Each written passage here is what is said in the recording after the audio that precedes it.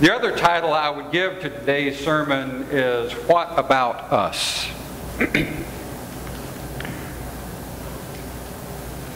I chose, obviously, the sermon title as well as the information for the bulletin before Wednesday evening.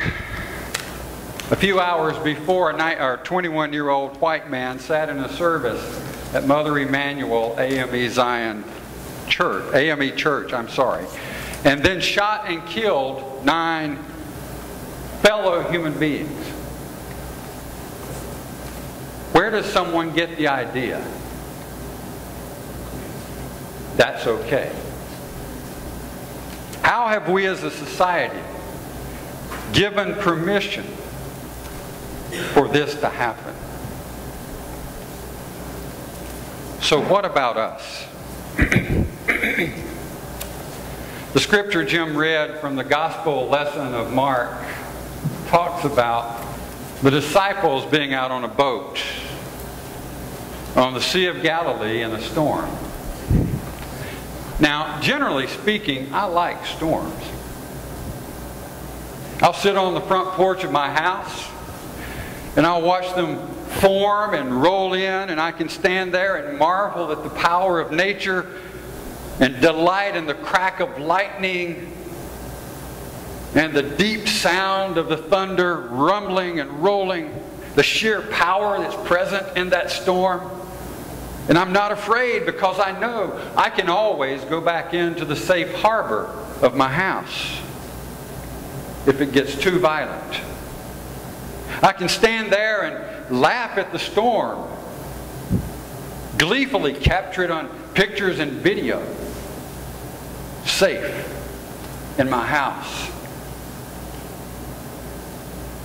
But I've also been out on a lake in a little boat in a storm. And that's a little different.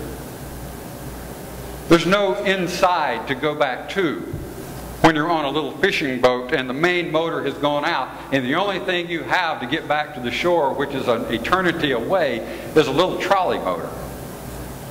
And the waves are lapping over 3 feet tall on a lake, filling up your little fishing boat. I can really be afraid in a storm like that. In fact, I can be terrified. The crack of lightning at which I marveled standing in the safety of my own house becomes the real possibility of certain death out on the water. Maybe you've seen similar storms out on the water. I don't know. Have you? Have you been in storms out on the sea? Not in a cruise ship, but in a fishing boat. Comparatively, it makes a difference.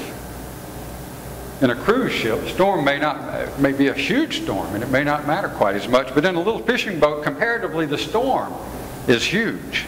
I don't like those kinds of storms. I don't like being in that situation. It seems like the disciples didn't like it very much either, and they were experienced at these kinds of storms on this same lake. This was the Sea of Galilee. This happened frequently. They were fisher people. They did this all the time, but there must have been something about this storm that terrified them. I don't mind storms from the safety of my front porch, but it's different when I'm out on the water in a little boat.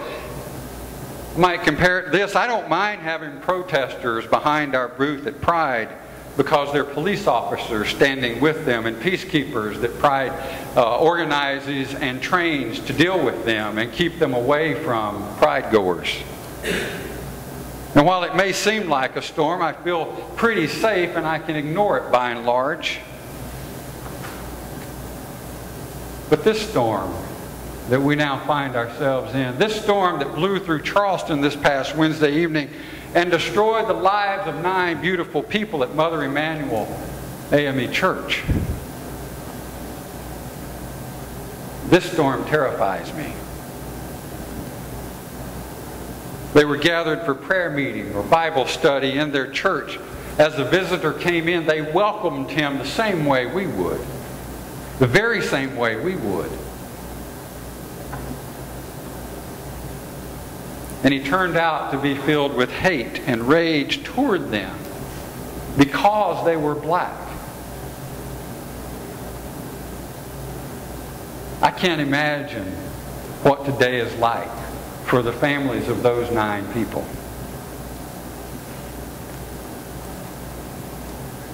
This is a different kind of storm we're in. It's been brewing for 150 years at least in this country. Even as slavery ended and civil rights legislation finally passed 100 years later, there's still a system in place in this country that feeds hostilities and hatred that were acted upon on Wednesday night in Charleston, South Carolina.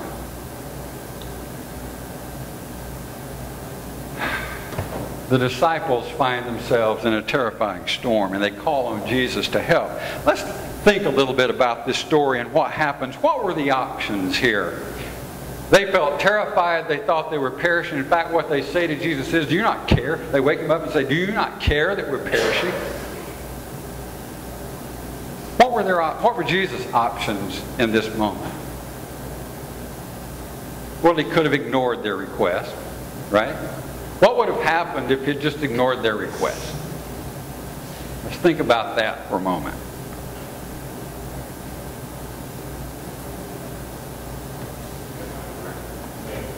They may indeed have perished.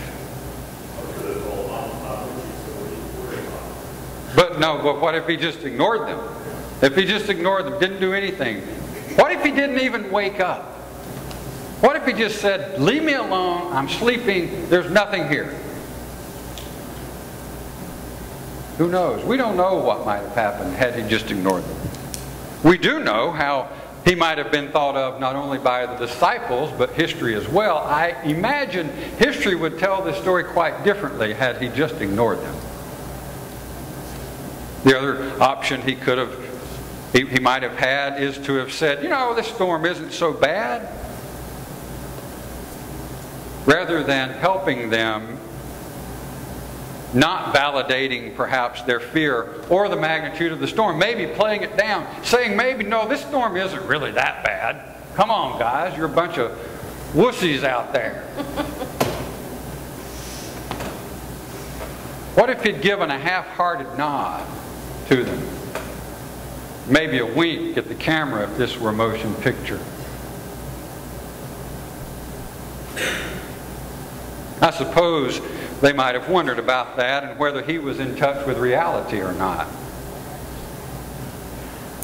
But the fact is, Jesus didn't ignore them. He took them seriously. He took the storm seriously, and he recognized the magnitude of it and the magnitude of that storm on their lives and on their faith, and he acted.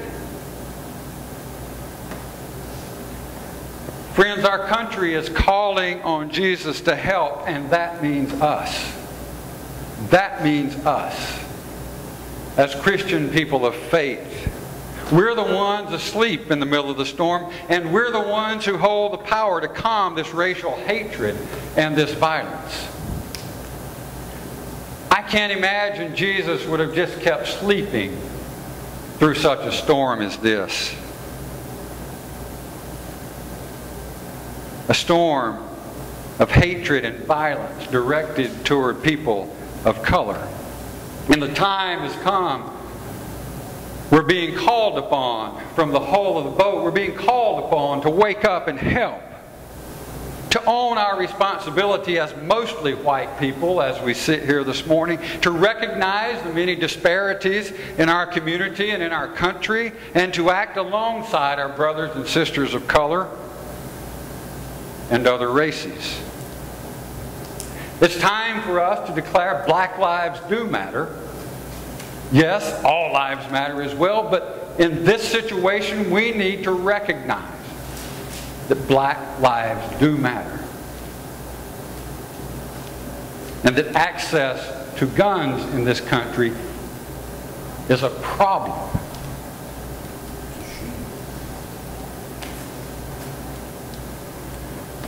So we sit here relatively safe in this sanctuary,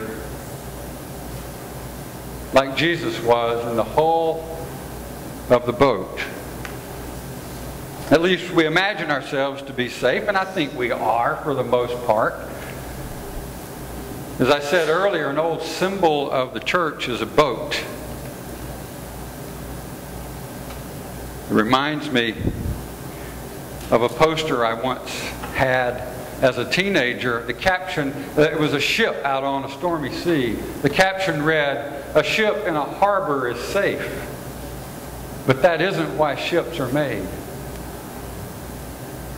We can no longer afford to stay in the safety of silence inside our own sanctuary in our own little white world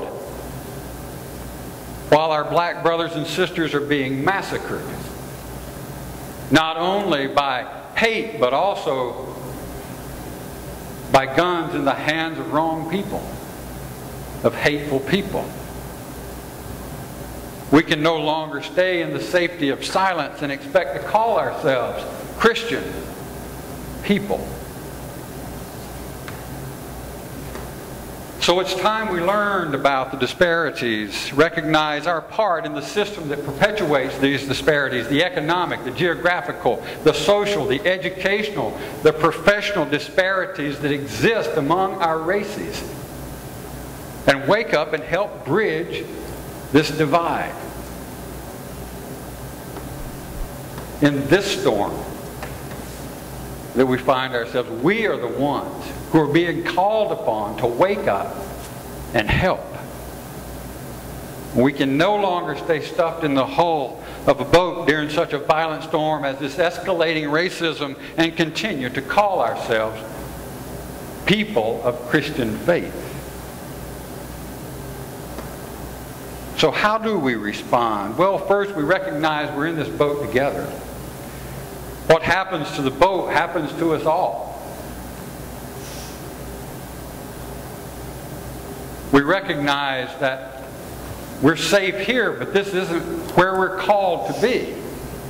We're called to go out there into our community. We're called to pray for each other in this boat, in this storm of racist violence. We respond by saying enough is enough. Whether it's a white kid with a gun or a police officer with a gun. Enough is enough. We respond by calling our community together for discussions on how to heal violent divide caused by a system of separation and racism. It's time for us to say enough. Now, we can turn to the Bible. We can find ways out of that. We can find ways out of taking our responsibility if we want to. You can justify just about anything by the Bible. We can find all sorts of scriptures to find excuses to stay apart from each other, and we can keep telling ourselves that those are the stories of the gospel. We're wrong if we do that. They're not the gospel. The gospel of Jesus Christ is a gospel of love. It's a gospel of justice. It's a gospel of unity. We obviously will not justify Ryan Roof. And I get no indication that his faith played any part in his actions, but our faith must play a part in our actions, in our response to this giant of racism in our community, in our country, as well as the racism in our own hearts. My heart goes out to those families of those killed at Emmanuel AME Church. I wonder what great good has been lost in our world because these 9 beautiful people are no longer in it. The scriptures I seek to follow call us to love each other, and yet we live in a culture where hatred is epidemic and non-acceptance is an addiction. I do believe the road to acceptance and love of each other is long and uphill all the way. I also believe we have the power to change it. My heart goes out to them. But my heart's gone out before. and my heart going out to them is no longer enough. Jesus woke up and helped calm the storm. What about us? Amen.